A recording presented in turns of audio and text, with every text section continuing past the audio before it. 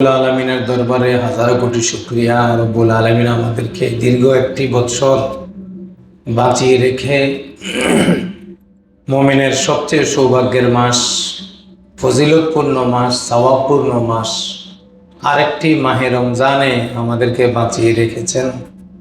এই জন্য শুকরিয়া আদায় করে বলি আলহামদুলিল্লাহ। বহু মুসলমান গত রমজানে বেঁচে ছিল, এই রমজান আসার আগেই তারা কবর দেশে স্থায়ী জীবনের ঠিকানায় চলে গেছে। আল্লাহ তাআলা আমাদেরকে অনেক বড় ইহসান করে, করম করে, অনুগ্রহ করে আবার আরেকটি রমজানে বেঁচে থাকার সুযোগ দিয়েছেন আলহামদুলিল্লাহ। রমজানকে পেয়ে বেশি বেশি শুকরিয়া আদায় করতে হয়। আল্লাহর কত অনুগ্রহ। রাসূল সাল্লাল্লাহু আলাইহি ওয়াসাল্লাম কখনো আল্লাহ তাআলার কাছে হায়াত চাইতেন না, শুধু মাহে রমজানের ফজিলত পাওয়ার জন্য রমজান মাস আসার 2 মাস আগ থেকে আল্লাহর কাছে হায়াত চাওয়া শুরু করতেন। আল্লাহ আমাদের রজব শাবানে বরকত দেন, রমজান পর্যন্ত আমাদেরকে বাঁচায় রাখেন। নবীজি আল্লাহর কাছে হায়াত চাইতেন রমজানের ফজিলত পাওয়ার জন্য। সেই রমজান আমরা পেয়েছি। রমজান রমদুন শব্দ থেকে উদ্গত। রমদুন শব্দের অর্থ হলো জ্বালিয়ে দেওয়া, ভস্মীভূত করে দেওয়া।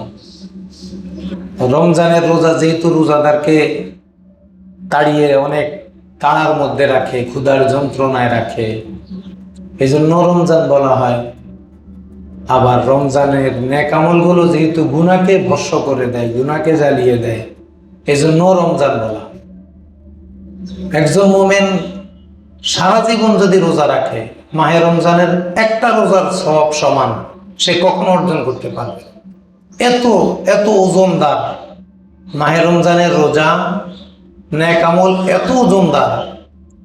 কেউ যদি রমজানের একটা রোজার পরিবর্তে যদি সারা জীবন রোজা রাখে, নবীজি সাল্লাল্লাহু আলাইহি সাল্লাম বললেন সারা জীবনও যদি রোজা রাখে, সারা জীবনের রোজা রমজানের একটা রোজার সমান হবে না। তাহলে আমরা কত বড় সৌভাগ্যবান, কত বড় ধরনের নেয়ামত আমরা পেয়েছি। আমরা মুসলমানগণ এখন খুব দ্রুত বস্তুবাদী হয়ে যাইতেছি, পুঁজিবাদী হয়ে যাইতেছি। পুঁজিবাদের প্রতি, বস্তুবাদের প্রতি আমাদের জ্ঞান খুব বেশি পরিমাণে ঝুঁকে পড়ছে। যে কোনো জায়গায় আমরা দুনিয়াবি লাভ, অর্থ, মোহ এগুলোকে প্রাধান্য দেওয়ার চেষ্টা করি। আপনাকে যদি বলা হয় যে রমজানের 1 তারিখ থেকে ব্যাংকে যদি 1 টাকা রাখো, তোমাকে 70 টাকা দেওয়া হবে হালাল ভাবে, সুদ না, হালাল ভাবে দেওয়া হবে। ব্যাংক কর্তৃপক্ষ থেকে তোমাকে বোনাস হিসাবে দেওয়া হবে। এটা যদি বলা হয় যে রমজান মাসের 1 তারিখ থেকে 30 রমজান পর্যন্ত যত টাকা রাখবা এর 70 গুণ তোমাকে দেওয়া হবে। এই পৃথিবীর কোনো মানুষ পকেটে কি 1 টাকা রাখতো? পকেটে কেউ টাকা রাখতো 70 গুণ। 1000 টাকা রাখলে 70,000 টাকা পাবো, 1 লাখ টাকা রাখলে 70 লাখ টাকা পাবো, 1 কোটি টাকা রাখলে 70 কোটি টাকা পাবো। পৃথিবীর কোনো মানুষ যার আকল বুদ্ধি আছে সে লাগলে পুরা রমজান না খেয়ে থাকবে, তারপরে বাজার করবে না, খাবে না, টাকা ভাঙবে না। কেন? 1-এ 70। তো টাকাটা আমরা কত সহজে বুঝে ফেলি, হ্যাঁ এটা লাভ, এটা আমার কাজে আসবে। আসলে পরকালে দুনিয়া যেমন টাকা লাগে, টাকা লাগে, পরকালে সব জায়গায় তাকওয়া লাগে। তাকওয়া ছাড়া পরকাল চলে না, কিচ্ছু চলে না। একবারে মৃত্যু যন্ত্রণা থেকে শুরু করে জান্নাতে যাওয়ার আগ পর্যন্ত পুরা সময়টা তাকওয়া, তাকওয়া ছাড়া কিছুই চলে না। এই দীর্ঘ জীবনের, অসমাপ্ত জীবনে আমরা যেন তাকওয়াকে ভালোভাবে আমাদের অন্তরে, শরীরে বসাতে পারি। এই জন্য আল্লাহ তাআলা বললেন লাআল্লাকুম তাত্তাকুন, রোজা কেন রাখবা? যেন তাকওয়া অর্জন করতে পারো। এরপরও কিছু বদনসিব আমাদের ভাই যারা রোজা রাখে না, রোজা রাখে গুনাহ ছাড়ে না, রোজা রাখে গীবত ছাড়ে না, রোজা রাখে নামাজ পড়ে না, রোজা রাখে নিজের অভ্যাসকে পরিবর্তন করে না, অথবা রোজা রাখে না।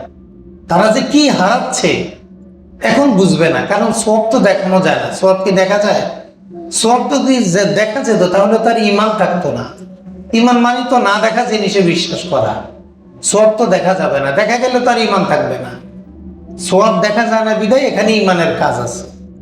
এটা যদি কোনোভাবে দেখানো যেত, পৃথিবীর মানুষ রমজানের জন্য পাগলের মতো অপেক্ষায় থাকতো, পাগলের মতো অপেক্ষায় থাকতো। রাসূল সাল্লাল্লাহু আলাইহি সাল্লামের ইমানটা তো দেখা ইমান। নবী জান্নাত দেখেছেন, জাহান্নাম দেখেছেন, সুবিধা অসুবিধা দেখেছেন, দুঃখ দুর্দশা দেখেছেন, পরকালে প্রত্যেকটা বাঁকে বাঁকে কি হবে সব দেখেছেন। এগুলা দেখেই নবীজি 2 মাস আগ থেকে শুধু আল্লাহর কাছে হায়াত চাইতেন, আল্লাহ রমজান পর্যন্ত পৌঁছায় দাও, রমজান পর্যন্ত হায়াত দাও। তো নবীর যার কোনো গুনাহ নাই, যার কোনো গুনাহ নাই, তিনি যদি 2 মাস আগ থেকে হায়াত চাওয়া লাগে, তা আমরা যারা গুনাহে জর্জরিত, আমরা কি পরিমাণ হায়াত চাওয়া দরকার ছিল, আর কত বড় নিয়ামত আমরা পেয়ে গেছি। এটা আমার স্ত্রীকে বোঝানো দরকার, আমার ছেলে সন্তানকে বোঝানো দরকার, আমার বন্ধুবর যারা তাদেরকে বোঝানো দরকার রমজানের গুরুত্ব। যে রমজান মাসের নেক আমল মুমিনের সমস্ত গুনাহকে জ্বালিয়ে ভস্ম করে দেয়, সকল গুনাহ থেকে তাকে দূরে রাখে, সকল গুনাহকে আমলনামা থেকে সরিয়ে নেক আমলের ওজন দিয়ে আমলনামাকে ভারী করা হয়, যেন বান্দা সহজে পরকালে পার পেয়ে যেতে পারে। আমরা সকলে রোজা জানি যে রোজা হলো শুভে সাদিক থেকে মাগরিবের রক্ত হওয়ার আগ পর্যন্ত, সূর্যাস্ত পর্যন্ত পানাহার এবং স্ত্রী সুলভ আচরণ থেকে নিজেকে বাঁচায় রাখা। প্রাপ্তবয়স্ক লোকদের উপরে রোজা ওয়াজিব। যিনি মুকিম থাকবেন, যিনি প্রাপ্তবয়স্ক হবেন, সুস্থ থাকবেন, তার উপর রোজা কি ফরজ। রোজা অস্বীকার করলে কাফের হয়ে যায়। কেউ যদি রোজাকে অস্বীকার করে যে রমজানের রোজা মানি না, অস্বীকার করলে সে কাফের হয়ে যাবে। তাহলে একটা বিধান কত গুরুত্বপূর্ণ আমাদের সামনে। এই ফরজ বিধানের মাধ্যমে আমরা আমাদের সারা জীবনের প্রয়োজনকে এখানে আমরা নিয়ে নিতে পারি। এই নির্দিষ্ট সময়ে পানাহার এবং শারীরিক চাহিদা থেকে নিজেকে বাঁচিয়ে রাখা, এটা হলো রোজা। পূর্ব যুগে হযরত আদম আলাইহিস সালাম থেকে ঈসা আলাইহিস সালাম পর্যন্ত সকল নবীর ধর্মে রোজা ছিল। তবে 30টা 29টা এটা শুধু আমাদের নবীর ধর্মে, অন্য ধর্মে এতগুলো ছিল না, সংখ্যা কম বেশ ছিল। এই জন্য আল্লাহ তাআলা বলেন কুতিবা আলাইকুমুস সিয়াম কামা কুতিবা আলাল্লাযিনা মিন ক্বাবলিকুম। রোজা শুধু তোমাদের একার উপর ফরজ নয়, পূর্ববর্তী জাতির উপরে কি ছিল? রোজা ফরজ ছিল। আমরা রোজা থাকার যে সময়কালটা শবে সাদিক থেকে ফজর রক্ত শুরু থেকে মাগরিব রক্ত হওয়ার আগ পর্যন্ত, এই সময়টা আমাদের একটা ট্রেনিং। আল্লাহ তাআলা মুমিনকে বুঝাই দিলেন জায়েজ কাজ হারাম করে দিয়েছি। খাওয়া দাওয়া জায়েজ কাজ ছিল না, ছিল কি না জায়েজ কাজ? তো জায়েজ কাজ রমজানে হারাম হয়ে গেছে। তাহলে বান্দা বুঝে দেখো হারাম কাজগুলো কি পরিমাণ হারাম হয়ে গেছে। যেগুলা জায়েজ কাজ সেগুলা তোমার জন্য কিছু জায়েজ কাজ নিষেধ করে দিলাম। তাহলে রমজান মাসে অন্য গুনাহ করা কি পরিমাণ নিষেধ, শুধু একটু বিবেক খাটায় দেখো। যেমন গালিগালাজ করা গুনাহ, গুনাহ না? কবিরা গুনাহ। সিবাবুল মুমিনি ফুসুকুন, কোন মুমিনকে অসম্মানজনক কথা বলা কবিরা গুনাহ। গালি মানে কি? অসম্মানজনক শব্দ ব্যবহার করা, এটাকে বলে গালি। তো রাস্তাঘাটে গালি দেওয়া আর মসজিদে গালি দেওয়া, আমরা মুসলমানরা কি এটাকে সমানভাবে নিই? একটা লোক রাস্তাঘাটে দোকানপাটে গালি দেয়, আর একটা লোক মসজিদে এসে গালি দেয়। যে লোকটা মসজিদে এসে গালি দেয় সে কি ওই রাস্তাঘাটের গালি দেওয়ার মতো, নাকি এটা অনেক বড় অন্যায়? এই অন্যায়টা বেশি কেন হলো? জায়গার কারণে। তুমি এই জায়গাটা কেন নষ্ট করলা? ঠিক রমজানটা হলো সময়ের কারণে অন্যায়ের ওজন বেড়ে যায়। আল্লাহ তো বুঝেই দিলেন তোমার একটা নফল একটা ফরজের সমান হয়ে যায়, একটা ফরজ 70টা ফরজের সমান হয়ে যায়। নেক যদি এত ওজনদার হয়, রমজানে তুমি যদি গুনাহ করো তোমার গুনাহটাও ওজনদার হবে। কারণ মসজিদে এসে গালি দিতেছো, তুমি হারাম মাসে গালি দিতেছো। যখন জায়েজ কাজ হারাম হয়ে যায় ওই সময় যদি হারাম কাজ করো তাহলে তোমার হারামিটা কি পরিমাণ ওজন হবে, কি পরিমাণ ক্ষতি করবে তোমাকে। মুসলমানের বিবেক নাই। এইভাবে সেইভাবে আমরা সময় নষ্ট করতেছি। এজন্য রমজানের গুরুত্ব এটা আমাদের মুখে মুখে থাকা দরকার, আমাদের কাজে কাজে থাকা দরকার। প্রতিটি সময়ে ক্ষণে যেন এই বিষয়টা আমাদের সামনে বারবার উঠে আসে। এই জন্য নবীজি বলছেন, একটা রমজান মানে তুমি একটা জান্নাতি মানুষ হয়ে যাওয়া। একটা রমজান মানে কি? আমি কি হয়ে যাওয়া? জান্নাতি মানুষ হয়ে যাওয়া। কেন? রাসূল সাল্লাল্লাহু আলাইহি ওয়াসাল্লাম বলেন, মান সামা রমাদানা ঈমানান ওয়া ইহতিসাবান, কেউ যদি ঈমানের সাথে সওয়াবের আশায় রমজানে রোজা রাখে, গুফিরাত লাহু মা তাকাদ্দামা মিন যামবি, গুফিরা লাহু মা তাকাদ্দামা, তার সারা জীবনে যত গুনাহ করেছে সকল গুনাহ আল্লাহ তাআলা মাফ করে দিবেন। সগীরা গুনাহগুলো এমনিতে মাফ হয়ে যাবে, কবিরা গুনাহগুলো তওবা করার সাথে সাথে মাফ হয়ে যাবে। রোজা আসছে আর আমরা যদি তওবা করি আর গুনাহ করব না, তাহলে সারা জীবনের কবিরা গুনাহগুলো কি মাফ।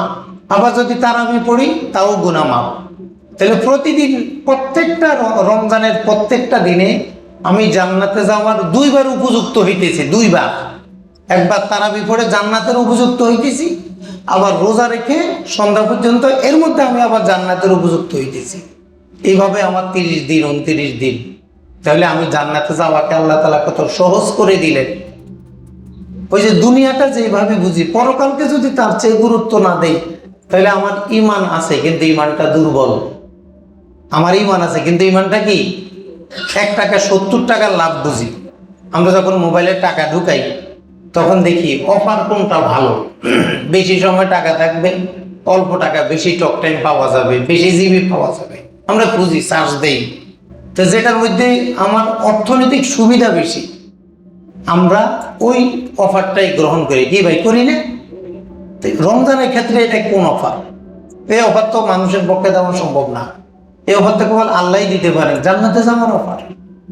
সাহরির সময় আমরা তো উঠেই যাই, 8 রাকাত 12 রাকাত তাহাজ্জুদ পড়ে ফেললেই তো হয়ে গেল। আপনার কিসের প্রয়োজন? চাকরির প্রয়োজন? আল্লাহ তাআলা বললেন, আলা মিন মুস্তারজিকিন ফারজুকাহু, কে আছো চাকরি পাও না, তাহাজ্জুদ পড়ে দোয়া করো, আমি আল্লাহ তোমাকে চাকরি দিয়ে দেব। কে আছো পাত্র পাও না, কে আছো পাত্রী পাও না, কে আছো সমাধান করতে পারো না, সমস্যায় জর্জরিত, কে আছো রোগাগ্রস্ত, তাহাজ্জুদের সময় চাও, আমি তোমাকে সব দিয়ে দিব। একে তো রমজান, আবার তাহাজ্জুদ, এক একটা তাহাজ্জুদ এক একটা ফরজের সমান হয়ে যাইতেছে। কিন্তু আমরা হেলায় খেলায় ওই যে খোদার এক গজব, অ্যান্ড্রয়েড, এক অ্যান্ড্রয়েডে পুরা মুসলিম উম্মত, পুরা মুসলমানের ইমান শুধু এক অ্যান্ড্রয়েডে নিয়ে গেছে। আপনি মনে করেন খবরই তো চাই, খবর যে পড়ে আপনার খালা লাগে? আপনার কি হয়? এই যে চাইলেন নামাজে যখন নিয়ত বাঁধেন তখন না সব মনের মধ্যে কেবল উকি ঝুঁকি মারে। আপনি চোখে যা দেখবেন, যখন আপনি নীরব থাকবেন, আপনার কল্পিত কল্পনা দেখার বিষয়গুলো কল্পনায় বারবার আসতে থাকবে। এই জন্য রমজান একবারে অ্যান্ড্রয়েড সরাই দেওয়া, বন্ধ করে দেওয়া। ইউটিউব ফেসবুকের যে অ্যাপস আছে অ্যান্ড্রয়েড থেকে ডিলিট করে দেওয়া। দরকার নেই আমার তো দেশের খবর, নিজের খবর রাখতে পারি না, দেশের খবর নিয়ে পারাবারি। যে নিজের খবর রাখে সেই দেশের খবর রাখে, সেই দেশকে কিছু দিতে পারে। যে নিজেকে কিছু দিতে পারে না, সে দেশকে কি দিবে? গুনাহ থেকে বাঁচাইতে পারে না, জাহান্নাম থেকে বাঁচতে পারে না, সে দেশের মানুষকে মুক্তি দিবে, কোত্থেকে দিবে? এই জন্য রমজানে অ্যান্ড্রয়েড একবারে অ্যাপস, যত আজে বাজে অ্যাপস আছে সব উঠাই দিবেন। ফেসবুক অ্যাপ সরাই দিবেন, ইউটিউব অ্যাপ সরাই দিবেন। এবার অ্যান্ড্রয়েড ব্যবহার করেন। আমাকে সময় যায় তো এই দুই অকামে, হয়তো ফেসবুকে আর নয় ইউটিউবে। আব্বারও সময় যায়, আম্মারও সময় যায়, ছেলেরও সময় যায়, বউরও সময় যায়, সবার সময় যায়। সেরি খাইছে, মসজিদে আসতে কয় মিনিট 10 মিনিট একটু দেখি ফেসবুকে কি আছে, ইউটিউবে কি আছে। ইউটিউবে দেখবেন কোরআন তেলাওয়াত, এরপর আসবে আরেকটা। আমরা তো খেয়াল করেন না, আসতেছে গুনাহ হইতেছে, রমজান নষ্ট হয়ে যাইতেছে। এজন্য রমজানের গুরুত্ব আমাদের কর্মে কর্মে যেন প্রস্ফুটিত হয়, আমাদের কাজে যেন বোঝা যায় যে আমি আসলে রমজানে আছি, রমজানে আছি। আপনাকে যদি চিঠি পাঠায় প্রধানমন্ত্রী যে কালকে 8টায় আমার সাথে দেখা করবেন, আপনাকে কিছু পুরস্কার দিব, খুশির ছোটতে আপনি হার্ট স্ট্রোক করে ফেলবেন। বাবা রে বাবা, বাংলাদেশে বসবাস করি, 70-80 বছর হইল জীবনে বঙ্গভবন থেকে কোনো চিঠি পাইলাম না। আজকে প্রধানমন্ত্রী আমাকে পুরস্কার দিবে, কোন জামাটা পরবেন, কতক্ষণ থেকে প্রস্তুতি নেবেন, কি পরিমাণ অ্যাটেনশন আপনি থাকবেন। ওনার সামনে যেতে আপনার মশাকা হাতে কামড় দিলেও তো আপনি বোধহয় চুলকাবেন না, যে খাইয়াবেন, লড়তে পারবো না। প্রধান বাংলাদেশের প্রধানমন্ত্রীর ক্ষমতা অদ্ভুত, কতটুকু ক্ষমতা, ওনার সামনে এত অ্যাটেনশন। এবার আপনি নামাজের কল্পনা করেন, তাহাজ্জুদের কল্পনা করেন, আমাদের অ্যাটেনশন কমে যায় কেন? অর্থাৎ তুলনা দেওয়া, আমাদের গাফলতিকে বুঝার জন্য বারবার নিজেকে সংশোধন করা। এই জন্য রমজান, মুমিনকে দেখলে বোঝা যাবে এখন রমজান চলে। একজন মুমিনের সাথে কথা বললে বুঝতে হবে রমজান চলে। যে কথায় সওয়াব নাই এমন কথা বলাই যাবে না, যে কথায় সওয়াব নাই এমন কথা কি রমজানে বলা যাবে না। মিন হুসনি ইসলামিল মারই তারকু মা লা ইয়ানি, ফায়দাহীন কোনো কথাই আমরা বলবো না, এটা আমাদের রোজা মজবুত হবে। আমরা রমজানের রোজাগুলো রাখবো, যথাযথভাবে রাখবো। পিছনে কিছু জরুরি মাসালা আমাদের জানা দরকার। রমজানের ফরজ দুইটা, একটা হলো নিয়ত করা, আর একটা হলো পানাহার এবং স্ত্রী সুলভ আচরণ থেকে বেঁচে থাকা। যে কোনো সেক্সুয়াল আচরণ, যে কোনো যৌন আচরণ থেকে বেঁচে থাকা, এটা হলো ফরজ রমজানের। এখন আপনি সাহারি খাইলেন, ঘুম থেকে উঠে খাইছেন, কি জন্য খাইছেন মনে নাই, সারাদিন এমনি গেছে, রোজা হবে? আপনাকে মনে করতে হবে আমি সাহারি খাইতেছি। সাহারি মানে রোজার প্রস্তুতি, আমি এটা যে নিলাম এটা আপনাকে মনে রাখতে হবে। এই জন্য নিয়ত করা ফরজ, নিয়তে থাকতে হবে। ইসলামের প্রত্যেকটা কাজ নিয়তের সাথে, প্রত্যেকটা কাজ নিয়তের সাথে সম্পৃক্ত। নিয়তকে এড়ায় কোনো ন্যায় আমল নাই, কোনো সওয়াব নাই।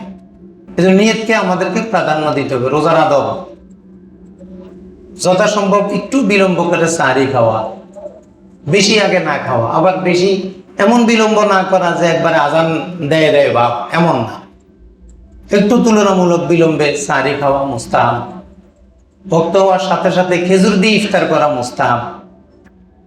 আর একটা বড় আদব হলো সকল ধরনের গুনাহ থেকে নিজেকে বাঁচায় রাখা।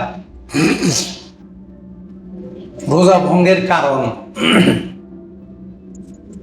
মূলত রোজা ভঙ্গের কারণ দুইটা। গলা থেকে গলদার আর মলদার, একবারে সর্বনিম্ন আমাদের শরীরের অংশ। এই গলা থেকে পাকস্থলীর শেষ যে মলদার, এর মাঝখানে কোনো কিছু প্রবেশ করালে রোজা ভেঙে যাবে। ইচ্ছা করে এর মধ্যে যদি আমরা কোনো কিছু প্রবেশ করাই, খাদ্য হোক অখাদ্য হোক, যদি ইচ্ছা করে প্রবেশ করাই তাহলে রোজা ভেঙে যাবে।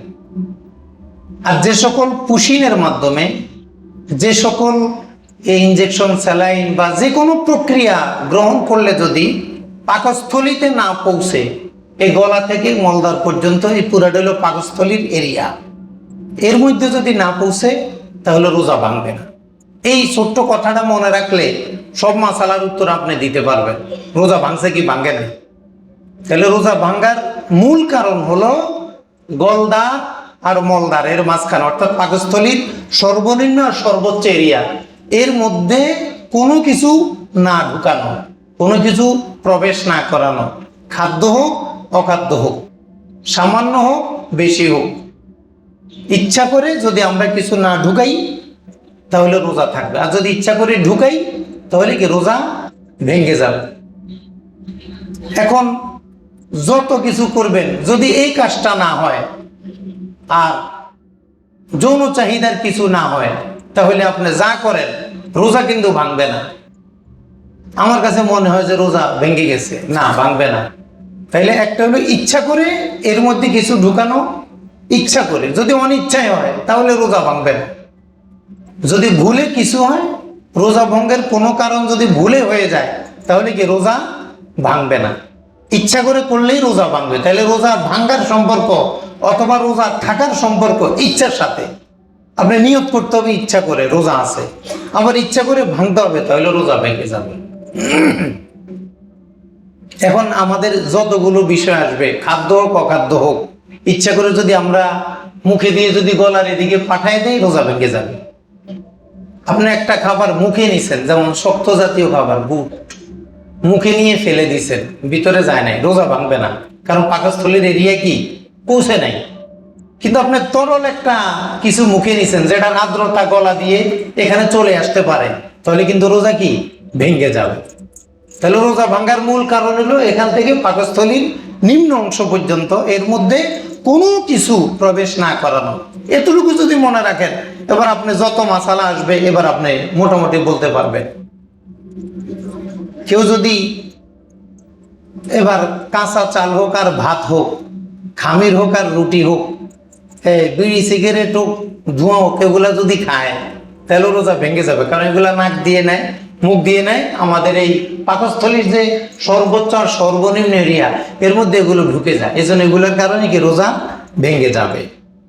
এভাবে খাদ্য অখাদ্য যেটা ইচ্ছা করে খাক, এটা ভেঙে যাবে।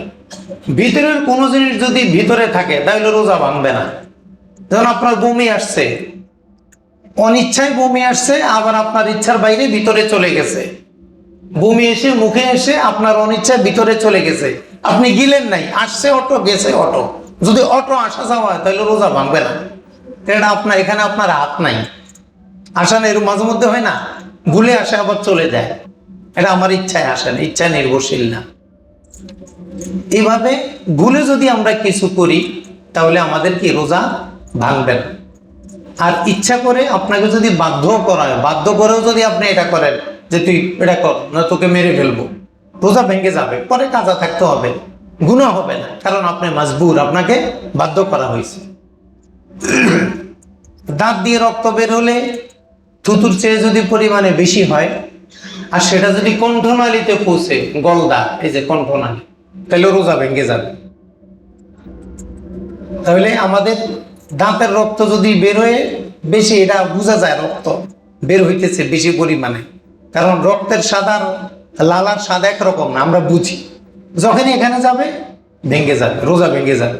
কারণ এই যে পাকস্থলীর উপরিভাগ আর সর্বনিম্ন ভাগ কোথাও কি কোনো কিছু প্রবিষ্ট করানো যাবে না, প্রবেশ করানো যাবে না। সূর্যাস্ত হয়ে গেছে মনে করে আপনি ইফতার করলেন, কিন্তু দেখলেন এখনো 2 মিনিট আছে, রোজা ভেঙে যাবে। এটা ভুলে করলেও রোজা ভাঙবে, কারণ আপনি এমন সময় রোজা ভাঙছেন যখন রোজা ভাঙার সুযোগ নাই। এটা হলো আপনার সচেতনতার অভাব। এটা আপনি ভুলে করেন না, আপনি অসচেতন ছিলেন। অসচেতনতার কারণে যদি ঢুকে রোজা ভাঙে যাবে, গুনাহ হবে না কিন্তু রোজা ভেঙে যাবে। অসচেতনতা, আপনি ওযু করতেছেন, অসাবধানতা বশত পানির ভিতরে ঢুকে গেছে, রোজা ভেঙে যাবে। কিন্তু যদি ভুলে ঢুকে যায়, ভুলে যদি পেট ভরে ভাত খান 3 বেলা, যে রমজানে 3 বেলা ভাত খাইছে পেট ভরে, উনার মনে নাই উনি যে রোজা, 3 বেলা খাইলেও কি রোজা ভাঙবে? কথা কি বুঝতেছেন আপনারা? ভুলে যত বেলা খাইবেন রোজা ভাঙবে না, কিন্তু অসতর্কতা বশত যদি 1 ড্রপ পানিও গিলে ফেলেন রোজা ভাঙবে। অসতর্কতা আপনার দোষ, আর ভুলটা আপনার দোষ না, এটা আপনার সামর্থ্যের বাইরে। আর যেখানে সামর্থ্য শেষ হয়ে যায়, ইসলাম সেটার জন্য বান্দাকে কখনো পাকড়াও করে না। এই বিষয়গুলো আমরা মনে রাখবো। রোজা যদি ভুলে ভেঙে যায়, অসতর্কতার কারণে ভেঙে যায়, রোজা কাজা করা ওয়াজিব। আর ইচ্ছা করে যদি কেউ রোজা ভাঙে তাহলে তাকে কাফারা দিতে হবে। কাফারা কি? 1 নম্বর হলো সে রোজাটা কাজা করবে। কেউ যদি একটা রোজা ইচ্ছা করে ভাঙে, প্রথম করণীয় তার ওই রোজাটা কি করতে হবে? কাজা আদায় করতে হবে। এরপরে হলো একটানা 60টা রোজা রাখতে হবে, 60টা রোজা একটানা রাখতে হবে। 59টা রাখছে, কোনো কারণে রাখতে পারে না, আবার নতুন করে একটা করে শুরু করতে হবে। আপনি বুঝতেছেন রোজা কত ভয়াবহ, রোজা ভাঙ্গাটা কত ভয়াবহ শাস্তি পরকালে হবে, দুনিয়াতে এই অবস্থা। আপনি 58টা রোজা রাখছেন কাফারা, কোনো কারণে একটা থাকতে পারেন নাই, আবার নতুন করে শুরু করো 60টা। আল্লাহ তাআলা বিধানটা তো কঠিন করে দিলেন কেন? রোজার গুরুত্বের কারণে, এটার গুরুত্ব আছে। এখন কেউ যদি রোজা ভাঙ্গার পরে যদি এমন অসুস্থ হয়ে যায়, দুরারোগ্য রোগ, তখন সে কি করবে? 60 জন মিসকিনকে 2 বেলা খাওয়াবে, অথবা সে গোলাম আজাদ করবে। এখন তো আমাদের গোলামের প্রচলন নাই, তাহলে 60 জন মিসকিনকে খাওয়াতে হবে যদি সে রোজা রাখতে কি অসামর্থ্য হয়ে যায়। যে সকল কারণে রোজা ভাঙ্গা যেতে পারে সেই কারণগুলো কি? মুসাফির অবস্থায়, আপনি রোজা অবস্থায় যদি সফরে থাকেন, সফর মানে কি? কিলোমিটার, কমপক্ষে 78 কিলোমিটার রওনা দেওয়ার জন্য নিজের ইউনিয়ন অথবা শহর থেকে বের হয়ে যাওয়া, এটা হলো মুসাফিরের রূপ। এই অবস্থায়, সফর অবস্থায় রোজা ভাঙ্গা জায়েজ আছে, তবে না ভাঙ্গাই উত্তম। কেন? পরে রাখতে কষ্ট, পরে রাখতে কষ্ট। এখন সফর থেকে রোজার মধ্যে কেউ যদি বাসায় ফিরে যায়, যেমন আপনি চিটাগাং থেকে রওনা দিলেন, মাঝখানে মুসাফির ছিলেন, কিন্তু জোহরের সময় আপনি বাসায় চলে আসছেন, এখন তো মুসাফির না, এখন বাকি দিন কিন্তু না খেয়ে থাকতে হবে। তাহলে সফর অবস্থায় খাওয়া যায় হলেও সফর শেষ হলে রোজা অবস্থায়, রোজা চলাকালীন সময় কি খাওয়া দাওয়া করা যায় না, এটা আদব। যদি খান গুনাহগার হবেন, কারণ আপনি আদব নষ্ট করে দিচ্ছেন রোজার। এই জন্য সফর অবস্থায় রোজা কেউ যদি চায় পরে রাখবে, পরে রাখতে পারবে, কিন্তু সফর শেষ হওয়ার সাথে সাথে তার খানা বন্ধ, যত ক্ষুধা লাগুক সে খাবে না, এটা কিন্তু রোজার মৌলিক বিষয়। রোগ ব্যাধি যদি বেড়ে যাওয়ার সম্ভাবনা থাকে তাহলে সে রোজা না রেখে এই পরে কাজা আদায় করতে পারবে। মাতৃগর্ভে, মায়ের গর্ভে সন্তান আছে, রোজা রাখলে সন্তান বিপজ্জনক অবস্থায় পড়ে যেতে পারে, তাহলে মার জন্য রোজা ভেঙে পরে কাজা করার হুকুম আছে। এমন ক্ষুধা তৃষ্ণা, রোগের কারণে এমন ক্ষুধা তৃষ্ণা হয়ে গেছে যে সে এখন মৃত প্রায়, না খেলে মারা যাবে, যদি মৃত্যুর মোকাবেলা চলে আসে তাহলে ওই ক্ষেত্রে রোজা ভেঙে পরে কাজা আদায় করতে পারবে। শক্তিহীন, একবারে দুর্বল বৃদ্ধ, যার আসলে সামর্থ্যই নেই, এটা কি করবে? এর ওই ফিদিয়া দিয়ে দিবে, কাফারা আদায় করবে, 60 জন মিসকিনকে খাওয়াবে, কারণ তার পক্ষে কখনো কি রোজা রাখার মতো সেই শারীরিক শক্তি ফিরে আসার সম্ভাবনা নাই। কোনো রোজাদারকে সাপে দংশন করলে সেই ক্ষেত্রে সে কি করতে পারে? ওষুধ খেয়ে রোজা ভেঙে পরে কাজা আদায় করতে পারে। মহিলাদের মাসিক যখন চলে, হায়েজ নেফাস, তখন সে রোজা রাখবে না, এগুলাকে পরে সে কাজা আদায় করবে। হায়েজ নেশা অবস্থায় রোজা রাখা যায় না, নামাজ পড়া যায় না, তেলাওয়াত করা যায় না, আর সব নেক আমল করা যায়। হায়েজ নেফাস অবস্থায় রোজা রাখা যায় না, নামাজ পড়া যায় না, তেলাওয়াত করা যায় না, মুখস্থ তেলাওয়াতও করা যায় না, এটা হারাম, কিন্তু তেলাওয়াত শোনা যায়, তাসবিহ তাহলিল পড়া যায়।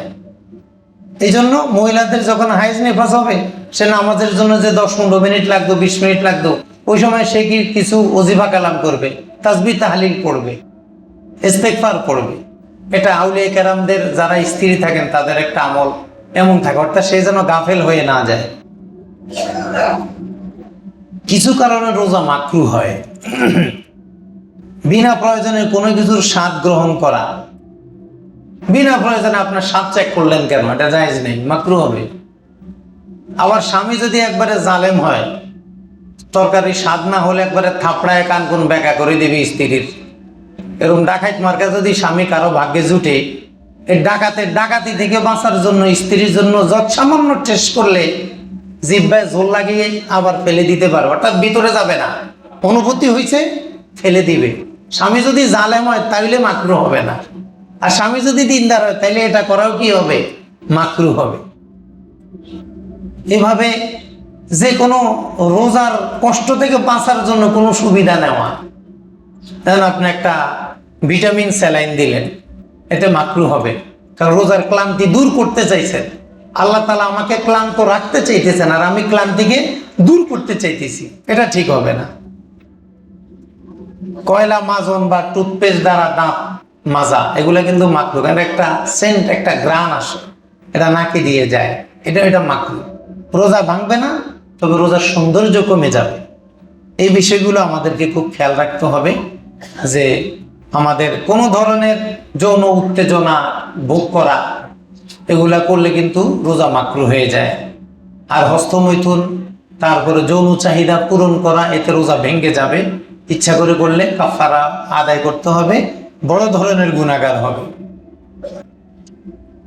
যে সকল কারণে রোজা ভাঙে না, ভুলে যাই করুক রোজা ভাঙবে না, ভুলে যাই করুক কি রোজা, কিন্তু অসতর্কতা বশত হয়ে গেলে রোজা ভাঙবে, রোজা থাকবে না, কাজা আদায় করতে হবে। কথা দুইটা, একটা হলো ভুলে আর একটা হলো অসতর্কতা, দুইটা কিন্তু একরকম না। অসতর্কতা বশত কিছু হলে কি রোজা কাজা আদায় করতে হবে। আর যদি ভুলে যাই করে রোজা কখনো কি ভাঙবে না, কাজা আদায় করার কোনো প্রয়োজন হবে না। আর রোজার অবস্থায় যে কাজটা আমাদের উচিত, 1 নম্বর হলো গুনাহ না করা। এটা হলো রোজার রূপ, রোজার শক্তি। আমরা যে গাড়িতে উঠি, গাড়ির 2টা পার্ট, একটা হলো ইঞ্জিন এরিয়া আর একটা হলো বডি। আমরা কি ইঞ্জিনে বসি? আমরা বডিতে বসি, একটা কাভারে বসি, একটা সিটে বসি। গাড়ির ইঞ্জিন কিন্তু দেখা যায় না, দেখা যায় বডি। কিন্তু শুধু বডি দিলেও গাড়ি চলবে না, শুধু ইঞ্জিন দিলেও গাড়ির যে উদ্দেশ্য সেটা আদায় হবে না। শুধু ইঞ্জিন একটা আসা যাওয়া করবে, মালিক কি টাকা পাবে? যাত্রী নিতে হবে না, মাল নিতে হবে না, তাকে বডি বানাতে হবে না। এজন্য ফায়দা নিতে হলে দুটোই লাগবে, একটা হলো ইঞ্জিন আর একটা হলো বডি। ঠিক আমাদেরও কিন্তু দুইটা, একটা হলো রূহ আর একটা হলো শরীর। রূহ যতদিন শরীরে থাকে এটার নাম হলো জীবিত, হাই, জীবিত প্রাণী। আর যখনই রূহ আছে শরীর নাই, এটাকেও জীবিত বলে না, কারণ আমরা রূহের জগৎ বলে। আবার শরীরের মধ্যে রূহ আছে, এটা হলো জীবিত। শরীর আছে কিন্তু রূহ নাই, এটা মৃত, এখন এটা জীবিত না। তাহলে দুইটা যদি একত্র থাকে তাহলে হয় প্রাণী, তাহলে হয় সে জীবিত। ঠিক তেমনি ভাবে রোজার মধ্যে দুইটা বিষয়, একটা হলো রোজার সুরত। সুরতটা কি? এই যে নির্দিষ্ট কাজ থেকে বেঁচে থাকা, এটা হলো রোজার সুরত। রোজার ফরজ, ওয়াজিব, সুন্নত, মুস্তাহাব এগুলা থেকে এগুলা পালন করা, এটা হলো রোজার বডি। আর গুনাহ থেকে বেঁচে থাকা, এটা হলো রোজার শুরু, রোজার ইঞ্জিন।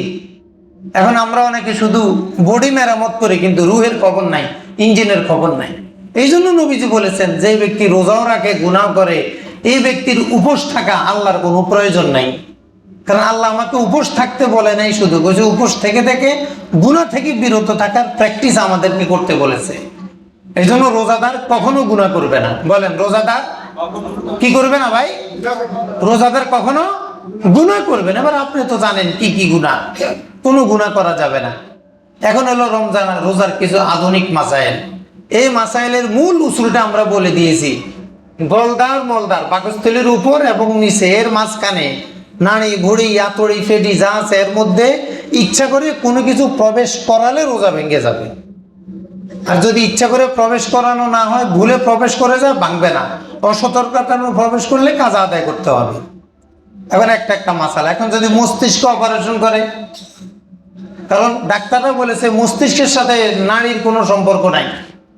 অতএব কারো যদি মস্তিষ্ক অপারেশন করে, মস্তিষ্কে যদি ঔষধ লাগায়, তাহলে রোজা ভাঙবে না। কথা কি বুঝতেছেন আপনারা? মস্তিষ্ক অপারেশন করলে কি ভাঙবে না? রোজা ভাঙবে না। কানে ওষুধ ড্রপ দিলে রোজা ভাঙবে না। কানে, কারণ কানের সাথে এই গলার কোনো সম্পর্ক নাই। হ্যাঁ, যদি এমন হয় কারো রোগের কারণে কানের ভিতর দিয়ে ছিদ্র হয়ে কণ্ঠনালী পর্যন্ত ছিদ্র হয়ে গেছে, এখন ওই ব্যক্তি কানে দিলে কণ্ঠনালীতে চলে আসে, এই ব্যক্তির জন্য রোজা ভেঙে যাবে। কিন্তু সাধারণত কানে চোখে ড্রপ দিলে, ব্যবহার করলে কি রোজা ভাঙে না। আমাকে একবার গত সপ্তাহে জিজ্ঞাসা করছিল যে চোখে ড্রপ দিলে রোজা ভাঙবে কিনা। আমি ভুলে বলে ফেলছি রোজা ভাঙবে, বা ঠিক না। না, চোখে ড্রপ দিলে কি ভাঙবে না? রোজা ভাঙবে না। কেন? চোখ, মগজ, কান এগুলোর সাথে পাকস্থলীর যে এরিয়া, এর সাথে শারীরিকভাবে কোনো সম্পর্ক নাই, এটা এখন প্রমাণিত। এই জন্য রোজা ভাঙবে না। এখন কারো রোগের কারণে যদি ভিতরে সম্পর্ক হয়ে যায়, তারটা তো ভিন্ন, তার রোজা ভেঙে যাবে। অক্সিজেন ব্যবহার করলে রোজা ভাঙে না। নাকে ড্রপ দিলে কিন্তু রোজা ভাঙবে। নাকে মুখে ড্রপ দিলে কি ভাঙবে? কেন? নাকের সাথে মুখের সাথে সরাসরি কণ্ঠনালী সম্পর্ক।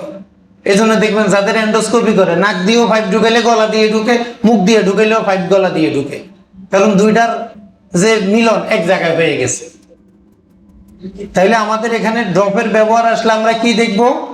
নাক আর মুখ, নাক আর এই দুই জায়গায় ড্রপ ব্যবহার করলে রোজা ভাঙবে।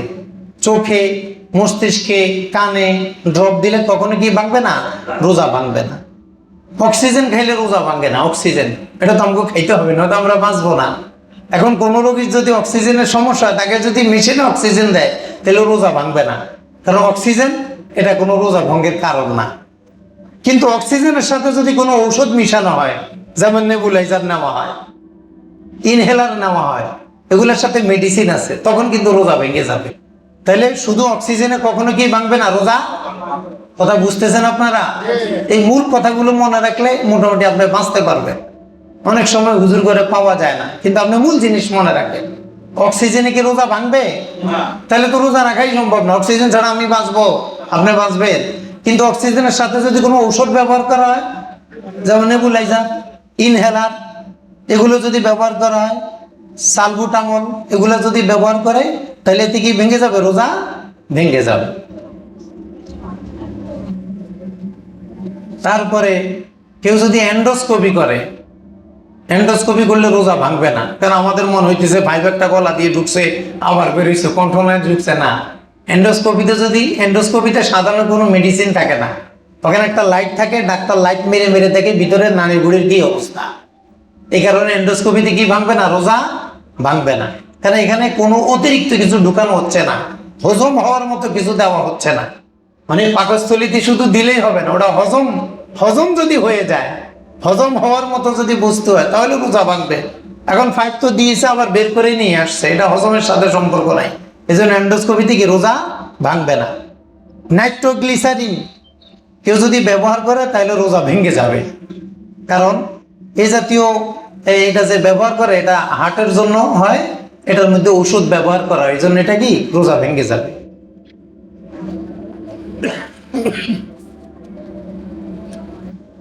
ঔষধ সেবন করে যদি কেউ হাইজ বন্ধ করে, এটা উচিত না। কিন্তু কেউ যদি মনে করে রমজানের রোজা যদি না রাখি, পরে রাখবো, কষ্ট লাগে, সবাই খাবে, আমি তখন খাবো না, তাহলে ওষুধকে হাইজ বন্ধ করে দিল, তাহলে সে রোজা রাখতে পারবে, তার রোজা ভাঙবে না।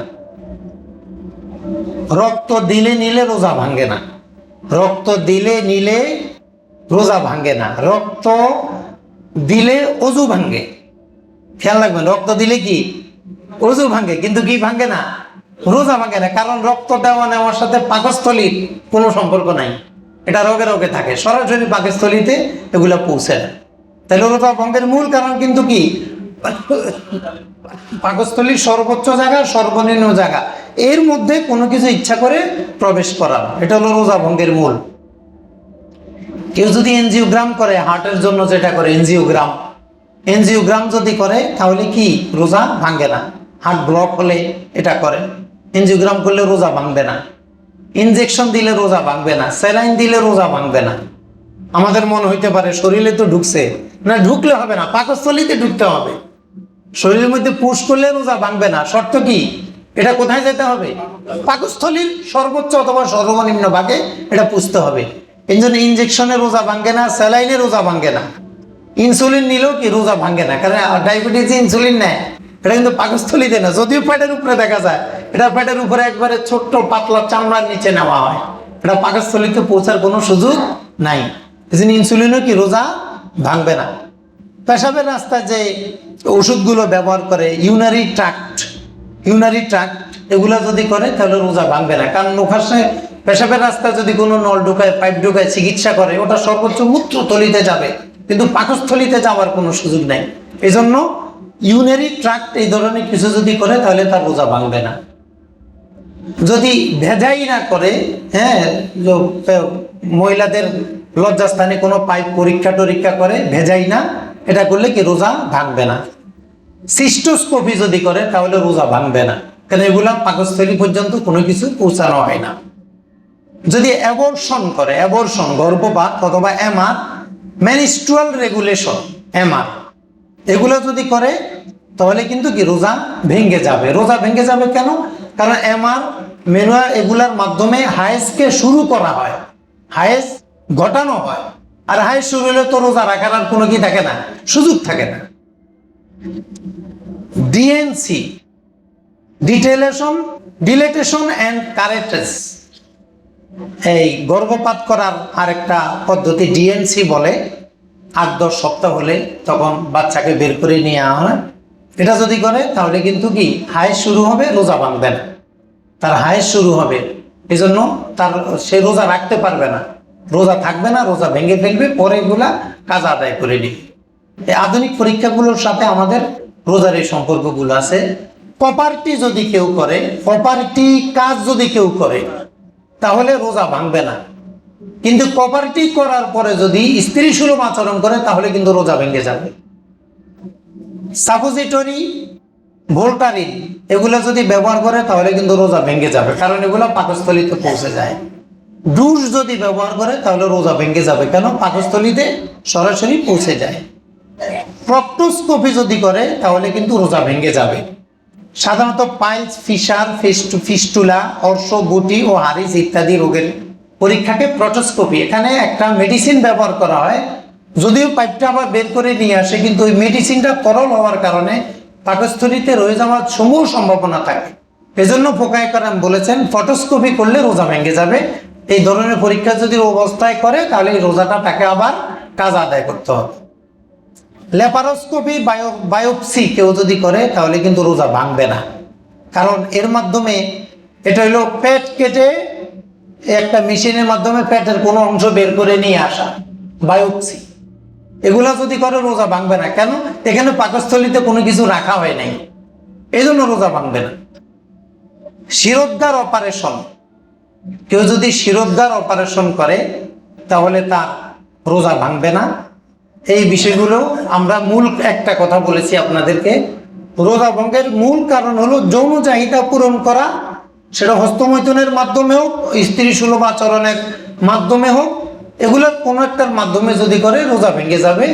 আর একটু হলো পাকস্থলী সর্বোচ্চ এরিয়া, সর্বনিম্ন এরিয়া, গলদার আর মলদার এর মাঝখানে ইচ্ছা করে খাদ্য হোক অখাদ্য হোক, অল্প হোক বেশি হোক, কোনো কিছু প্রবেশ করালে রোজা ভেঙে যাবে।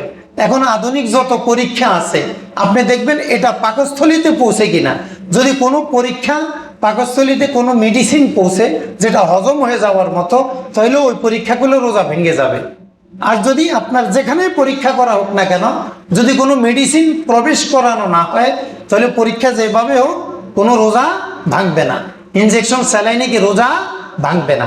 তারপর আপনাদের এরপরও যদি কোনো মাসলা মাসাইল জানার দরকার হয়, আপনারা ফেসবুকে উলুমুল কোরআন ও সুন্নাহ ফেসবুক গ্রুপ আছে আমাদের, উলুমুল কোরআন ও সুন্নাহ ফেসবুক গ্রুপ, ওই গ্রুপে ঢুকে আপনারা প্রশ্ন করবেন। আমরা সাধারণত 24 ঘন্টার মধ্যেই দলিল সহ আমরা উত্তর দিয়ে দেই। যদি দিন শেখার আগ্রহ থাকে তাহলে আপনারা এখান থেকে নিতে পারেন, অথবা আপনার আশেপাশে উলামায়ে কেরাম যারা থাকে তাদের কাছ থেকে আপনি পরামর্শ নিয়ে চলতে পারেন।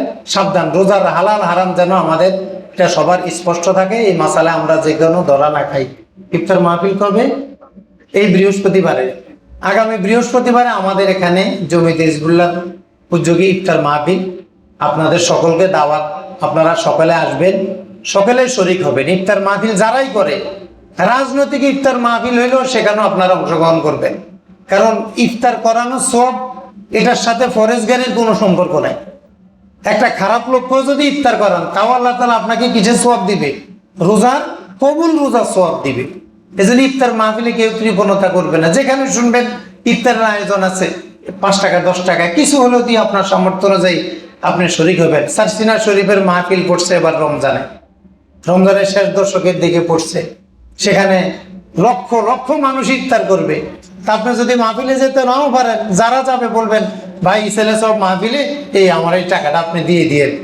আপনি লাখ লাখ মানুষকে ইফতার করানোর, হ্যাঁ, ওটার কালেকশন হইতেছে, আপনারা অংশগ্রহণ করবেন। আল্লাহ তাআলা আমাদের সকলকে মাহে রমজানের গুরুত্ব এবং পবিত্রতা বুঝে রমজান মাস অতিবাহিত করার তৌফিক দান করুক, আমিন। আসসালামু আলাইকুম ওয়া রাহমাতুল্লাহি ওয়া বারাকাতুহু। সকলে মেহরবানি করে দাঁড়ান, সামনের কাতারগুলো পূরণ করুন। ভাই একটু সামনে চলে আসেন।